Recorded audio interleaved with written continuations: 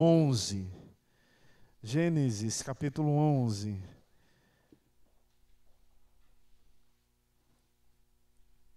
Primeiro livro da Bíblia, no capítulo 11, o Senhor nos diz assim: Ora, em toda a terra havia apenas uma linguagem e uma só maneira de falar.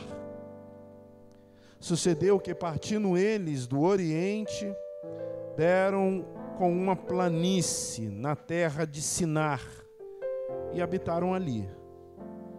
E disseram uns aos outros: Vinde, façamos tijolos e queimemo-nos, bem como os tijolos servirão de pedra e o betume de argamassa. Disseram: Vinde, edifiquemos para nós uma cidade e uma torre, cujo topo chegue até os céus, e tornemo-nos célebre o nosso nome, para que não sejamos espalhados por toda a terra. Então desceu o Senhor para ver a cidade e a torre que os filhos dos homens edificavam. E o Senhor disse: Eis que o povo é um, e todos têm a mesma linguagem, isto é, apenas o começo. Agora não haverá restrição para tudo que inventam fazer, ou que intentam fazer, melhor dizendo. Vinde, desçamos e confundamos ali a sua linguagem, para que um não entenda a linguagem do outro. Destarte, o Senhor os dispensou dali para a superfície da terra, e cessaram de edificar a cidade. Chamou-se-lhe por isto o nome de Babel, porque ali confundiu o Senhor a linguagem de toda a terra. E dali o Senhor os dispersou por toda a superfície dela. Aqui começa a grande história cronológica do povo. No capítulo 10 termina o que a história bíblica chama de pré-história da Bíblia. Ninguém sabe muito bem o tempo que aconteceu os episódios listados nos primeiros 10 capítulos da Bíblia. Ninguém sabe quantos milhões de anos isso aconteceu. Mas a partir do capítulo 11, essa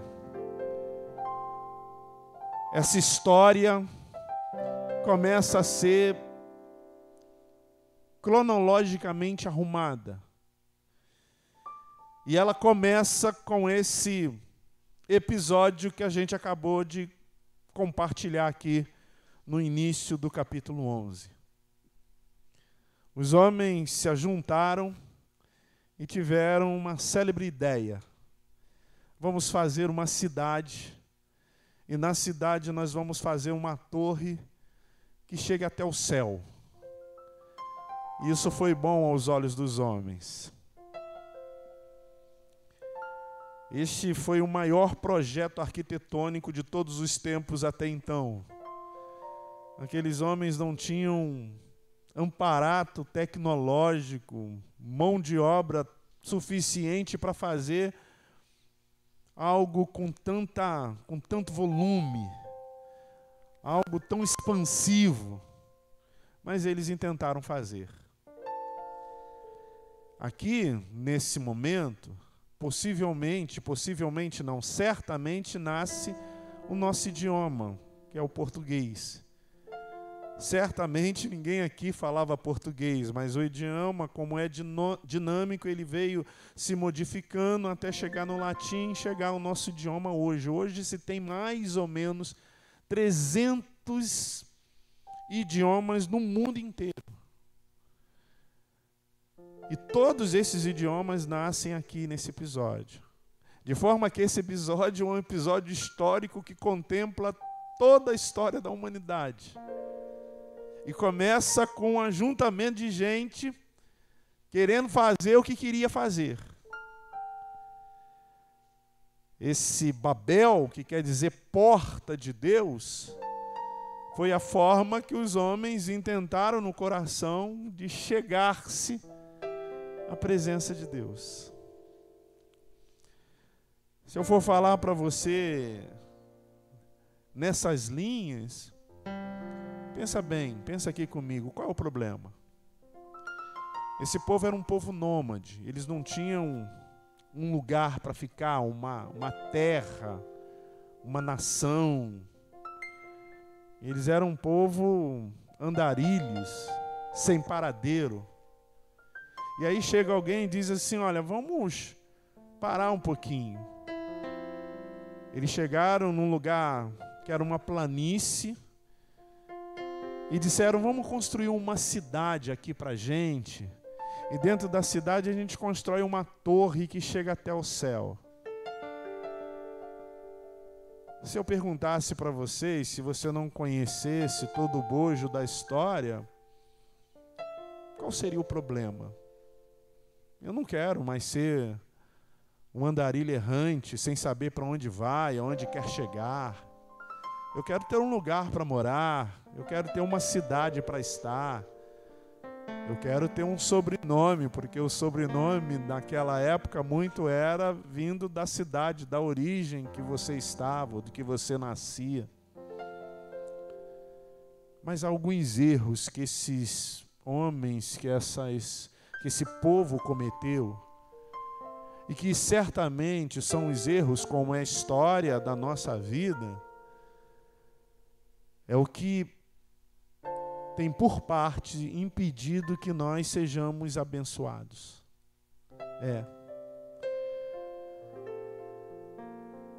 A primeira coisa que esse povo precisava entender, e que o Espírito está falando para mim, para você agora, é que Ele é.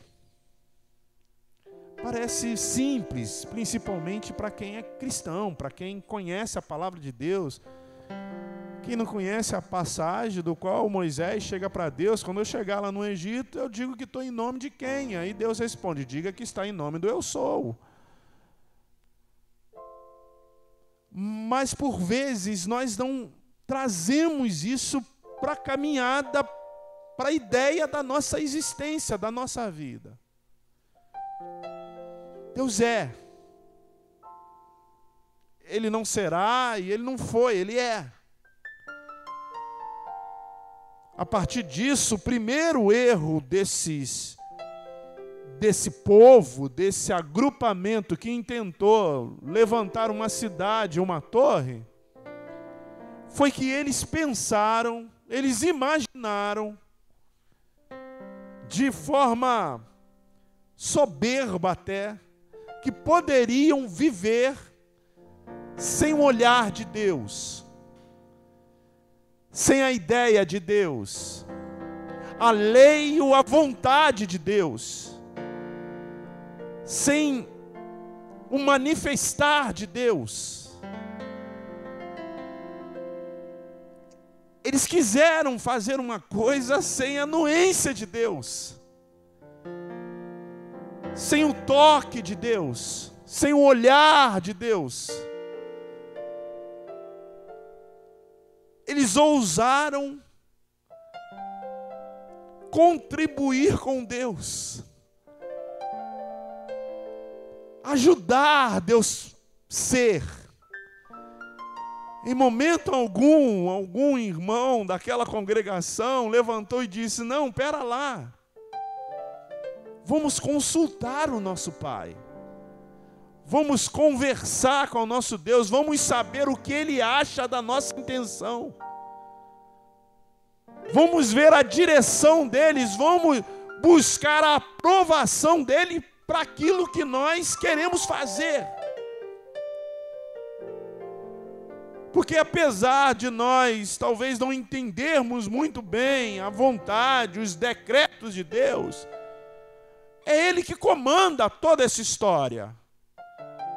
Os olhos dele estão em toda parte, a mão dele está suspensa sobre todos. E nisto se configura o grande erro que às vezes eu e você, enquanto filhos de Deus, igreja do Senhor, povo eleito, deleitamos sobre a nossa vida. Ousarmos viver algo sem buscar a ideia, a direção, o olhar, a bênção, a aprovação daquele pelo qual nós professamos que é o dono da história das nossas vidas, o dono da nossa caminhada. De forma que Ele é, e não porque há um egoísmo divino em Deus para dizer, olha, eu sou e vocês não são. Não. Ele é porque Ele está. Ele não é como os outros deuses, que têm olhos e não veem, têm ouvido e não ouvem, têm mãos e não apalpam. Ele não é como aqueles que não assumiram a responsabilidade, aqueles que só delegaram a responsabilidade. Todos os deuses de todas as religiões dizem o que você tem que fazer. Estabelece dogmas, cumprimento, ordenança para que você faça. O nosso Deus também nos dá a guarida de viver segundo aquilo que Ele quer. Mas além disso, Ele diz assim, olha, filhos meus, eu sou o caminho, eu sou a luz que ilumina a sua vida, eu sou o pão da vida, eu sou a água que tira a sua desidratação no espírito. Ele assume a responsabilidade da tua, da minha, da nossa vida. Ele diz, eu vou morrer por você. Eu vou derramar o meu sangue para lavar você de todo o pecado. Eu vou assumir toda a transgressão da tua vida. Sobre mim está derramado todas as suas enfermidades. Nenhum outro Deus teve coragem, teve ímpeto, teve autoridade de assumir a responsabilidade dos seus. Só o Deus verdadeiro, o Deus que tudo faz como lhe apraz, o Deus que não segue a ordem nem a determinação de ninguém, porque Ele é o que é. E Ele só não é, Ele está, Ele se faz presente, Ele se despiu da sua glória e veio viver entre nós, veio viver em nós, veio manifestar essa glória por meio de nós. Esse Deus, mesmo que você não saiba, ou que você não leve isso em consideração, e que você não pratique isso na tua vida cotidiana, Ele está. De forma que, se Ele está na nossa vida, porque Ele é, se você não o buscar, você nunca vai reconhecê-lo. Esse é o problema. Aqueles irmãos, aquele povo, eles já tinham ouvido falar de Deus, eles já entregavam as suas ofertas, eles já frequentavam as igrejas, mas eles não reconheciam Deus, porque eles não entenderam que Deus é. Deus está sobre nós, Deus estava sobre eles. Deus está no comando de todas as coisas, de forma que é uma ousadia prepotente e uma expressão de incredulidade quando nós vivemos ou tentamos ou intentamos viver algo sem apresentar para Deus, sem perguntar, sem consultar o Altíssimo. Eles falaram, vamos fazer. Mas onde está Deus nesse negócio? Não tem Deus não, a gente faz. Em princípio parecia uma boa coisa, fazer uma cidade, uma torre, mas nada é tão bom quando vem do nosso próprio querer, da nossa própria consciência. Precisa de de uma lapidação. E quem sustenta toda a ideia do coração é o Senhor. Você não pode tomar mais decisão, meu irmão. A gente não está mais na época, pelo menos aqui na IPM Praia, de tomar decisões sem consultar a Deus, sem conversar com Deus, sem apresentar para Deus. Eu sei que isso que eu estou dizendo é recorrente, mas não seja ousado dessa forma, não seja irresponsável dessa forma, não seja soberbo dessa forma. O nosso Deus, Ele está, não vai passar desapercebido, não vai. Os olhos dele estão em todo lugar, contemplando tudo, os bons, os ruins, o que se faz e o que não se faz. Chega, meus irmãos, de começar um empreendimento porque a gente quer. Chega, meus irmãos, de gastar volumes de dinheiro com coisas porque a gente achou bonito. E não é ruim querer ou achar bonito. Só que antes disso existe um Deus que está sobre todas as coisas. Chega de querer começar um relacionamento sem conversar com Deus antes. A gente precisa aprender que nós não podemos construir uma Babel nas nossas vidas sem que Deus assim o queira. Eu não posso pregar isso que eu estou pregando para você sem antes ter consultado Deus, ter conversado com Deus para Ele dizer assim, vai no capítulo 11 de Gênesis e olha que é a palavra dele. Não pode escolher as coisas acerca de Deus para estabelecer as vontades do nosso bel prazer. Senão a gente cai na ideia do nosso irmão Tiago, que diz, olha, vocês pedis e vocês não recebem porque vocês pedem muito mal. E sabe de onde vem essa ineficiência do pedido? Porque vocês pedem para esbanjar nos vossos prazeres. Não, Deus está, Ele prometeu, eis que estarei convosco todos os dias da vida de vocês. Então, olha o privilégio de nós estarmos com aquele que é dono da vida e dono de todas as coisas, dizer, Deus, é para eu ir? Se Ele dizer, vai, meu amigo, abre o peito e vai, porque vai dar certo. Agora pode dizer que Ele diga não, ou no mínimo espere. Mas não deixe de consultar Deus. Não faça como esses irmãos do Babel.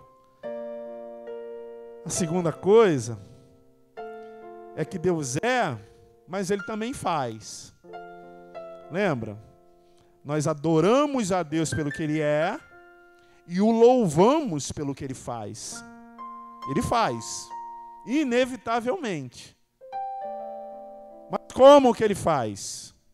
O que Ele faz? Qual a direção dele para fazer? Esses irmãos disseram assim, olha, vamos fazer, mas vamos fazer de que jeito? Vamos fazer do nosso jeito. Vamos fazer do jeitinho que a gente premedita. E aí eles fizeram uma torre. Essa torre era a igreja. Essa torre era uma forma deles chegarem até o céu, até próximo de Deus. Então eles estabeleceram a maneira, a forma, o jeito de se aproximar de Deus. Só que eles ainda não tinham lido, mas nós já sabemos que os nossos pensamentos não são os pensamentos de Deus. A nossa vontade não é a vontade de Deus. Enquanto nós vivermos em acordo com a nossa própria vontade, do nosso próprio jeito, Aí eles fizeram lá uma torre. Aí Deus olhou e disse assim: essa torre é para quê? Para a gente chegar perto de você. Não, aguenta aí, eu desço. Aí Deus desce para ver a cidade e a torre que eles construíram.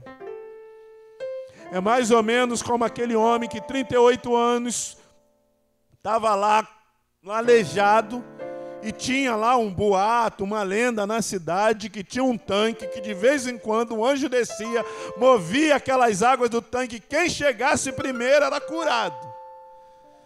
E aí Jesus chega para ele e disse: me conta a história. E ele conta essa história, mas ele acrescenta um pouco mais, disse: eu nunca consigo chegar lá porque eu sou aleijado, eu dependo das pessoas me levarem. Aí Jesus fala assim: levanta, toma a tua cama e anda.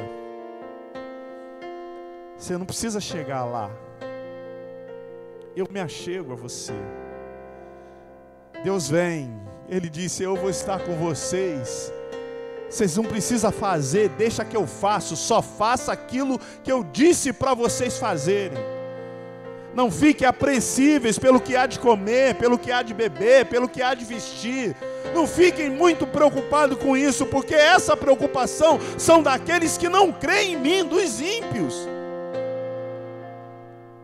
Diga aquilo que eu disse para vocês serem, para vocês fazerem. E deixa o resto comigo, porque eu conheço todas as necessidades de vocês muito melhor do que vocês conhecem. E vou supri-las. Porque eu faço. E se você não entender que Ele faz, você vai querer fazer do teu jeito. Aí você não ora, você não busca. Mas Ele vai fazer. Mas quando Ele fizer, você não vai ter a mínima noção que Ele é que está fazendo. Porque você perdeu a ideia de que Ele faz. É mais ou menos como um movimento ateísta. Existem dois tipos nesse movimento: o ateu prático e o ateu teórico.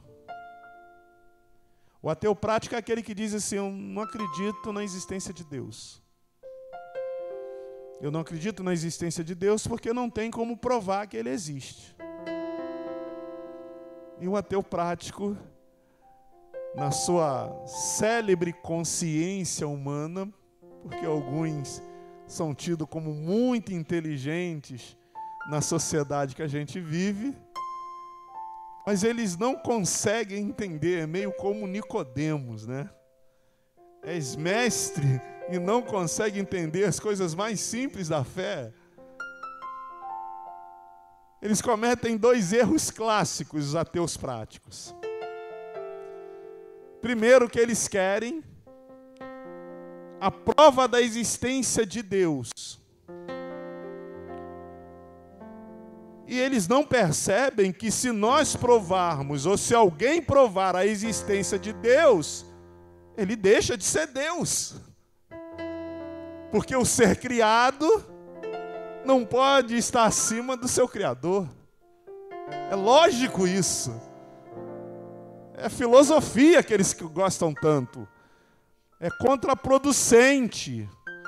É ilógico pensar que se há um Deus, esse Deus pode ser provado com respeito à sua existência. E o segundo equívoco ou erro que eles cometem é que, na verdade, eles não descreem do Deus verdadeiro. Eles se tornaram tão religiosos que eles descreem do Deus da religião. E aí é uma meia-culpa para nós aqui. Muitas vezes nós apresentamos às pessoas o Deus da religião, e não o Deus Pai de Jesus, e não um Deus verdadeiro. E aí eles descreem de um Deus que não existe, o Deus do Salmo 115. O Deus que tem olhos e não veem, tem ouvidos e não ouvem, tem boca e não fala, a sua mão não apalpa, não é sensível à dor humana. Esse Deus nem eu creio. Então, além deles quererem uma comprovação de um Deus que é Deus, e sendo Deus, ele não pode ser comprovado pelas suas criaturas, pelo menos na sua existência, porque é um ato de fé. Ainda assim, esse Deus do qual eles querem uma comprovação, de verdade não é Deus. É um Deus produzido por mãos humanas. É um Deus lá do Atos 17. É um Deus que Paulo diz lá, dizendo, olha, esse Deus aí, possivelmente esse Deus que vocês não conhecem, é esse Deus que eu vim apresentar para vocês. Mas tem os ateus teóricos. Esses, sinceramente, me assustam um pouco mais. São aqueles que sabem que Deus existe. Que sabem, ou pelo menos têm a ideia de que Deus é e que Deus faz. Mas vivem como que se Ele nunca existisse. São esses homens aqui. Eles sabiam, eles criam em Deus, mas viviam aquém de Deus, alheios a Deus. Viviam... Deus não era fato para a vida deles, não era real. É por isso que eles se confundiam, é por isso que eles começavam sem conversar com Deus, é por isso que eles, sabendo o que Deus fazia, eles iam fazer no lugar de Deus, ou tentar fazer no lugar de Deus. E todas as vezes, meu irmão e minha irmã, que eu e você nos comportamos dessa forma, nós abraçamos aquilo que a gente repudia. Nós cremos no Senhor. Nós não só cremos que Ele é, cremos também que Ele faz. De forma que tudo que nós fazemos, que o nosso coração intentar fazer, tudo que nós queremos efetuar, tem que estar em acordo com aquilo que Ele é e com aquilo que Ele faz. Porque senão, nós caímos na palavra do profeta Isaías. Nós o temos nos lábios, mas não o temos no coração. Mas esse Deus que é e que faz, Ele também quer. Aqui nesse texto nós começamos a contemplar a primeira ordem mundial. Um grupo de gente se aglomerou e começou a planejar algo para a vida dos outros. Mas nesse ajuntamento, nessa ideia, eles tinham duas intenções.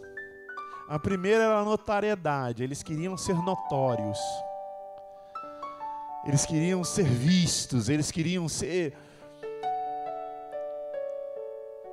paparicados. Nossa, olha esses homens construírem essa cidade. Eles queriam tirar selfie no monte. Queria que todo mundo visse a sua espiritualidade, a sua eficiência. E a segunda coisa era que eles falaram, chega de ficar andando para ir para todo canto, vamos arrumar um lugar para a gente estar. Mas havia uma ordem de Deus. E me ajude, ide, multiplicai. A ideia de Deus é que o povo se expandisse pela terra. Mas eles queriam ficar todo mundo protegidos pela cidade. É como Pedro da semana passada, queria ficar lá no monte. Vamos fazer uma tenda para ti, para Elias, para Moisés, e eu, Tiago e João, a gente fica aqui que está muito bom. E Deus falou, não. Deixa eu brincar com as palavras. A minha ideia não é aglomerar. A minha ideia é espalhar vocês. A ordem é ide. A ordem não é um ajuntamento, a ordem é um espalhamento. Porque o seu filho, o seu esposo, o teu amigo de escola, o teu amigo do trabalho, o teu cliente, o teu senhorio, todos eles precisam e necessitam ver a minha luz em você. Então, não me desobedeçam, não se ajuntem, se espalhem, vai por toda a terra, sendo sal da terra e luz desse mundo. Mas eles queriam do jeitinho deles. Não pode ser conforme vocês querem. É conforme o meu querer. Porque se vocês quiserem viver da maneira que vocês acham bom, vocês não sairão do lugar. Aí eu tenho um jeito. Aí Deus começou a confundir os idiomas. Aí ninguém mais se entendia. Aí volta aquela primícia. Eles iam andando. E aí parava num determinado local e fazia um acampamento. Daqui a pouco eles continuavam andando, mas um grupo ficava ali. E aí é como fizesse um acampamento aqui em Mauá. E o maior grupo continuava andando, ficava um pequeno grupo. E aí começava os mauaenses. Chegava em Magé, chegava em Suruí, e cada lugar ia ficando um grupo, e a terra ia sendo povoada, porque essa era a ideia de Deus. A diversidade lógica de pessoas diferentes, mas que têm o mesmo alvo, como nós aqui. Cada um de nós gosta de uma cor, gosta de um clube de futebol. Nós temos um alvo, um tronco, que é Jesus Cristo. Esse Deus que quer, Ele não só quer, Ele faz o que quer. E Ele faz o que quer, porque Ele é. Acabou, ponto final. Então, nós, eu e você, meus irmãos, somos servos desse Deus que é, que faz e que quer.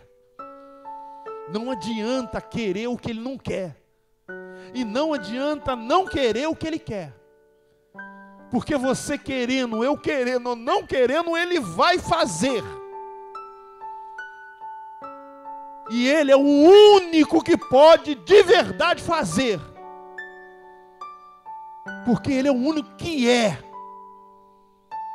Todos nós temos um tronco, começou nos nossos primeiros pais, no Adão e na Eva, veio de geração em geração, chegamos aos nossos pais biológicos, até chegar até nós. Deus não. Deus não tem tronco, é inexplicável, é inconfundível, porque Ele é.